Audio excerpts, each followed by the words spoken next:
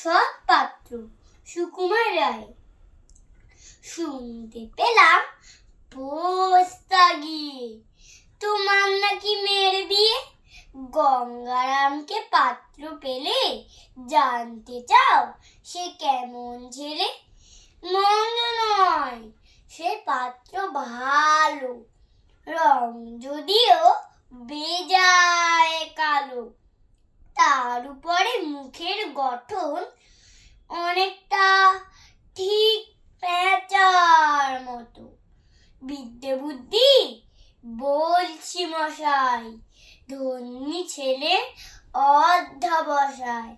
19টি বার ম্যাট্রিকে সে ঘায়ল হয়ে থামলো শেষে।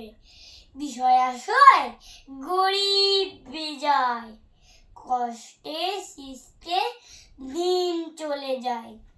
মানুষ তো নয় ভাইগুলো তার, একটা পাগল, একটা গুমার, আরেকটা সে তৈরি ছেলে।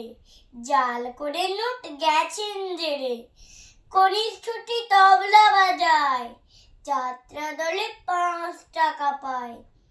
গঙ্গারাম তো কেবল ভোগে পিলের জ্বর আর পাণ্ডু রোগে। কিন্তু তারা উচ্চ ঘর, কংসরাজের বংশধর।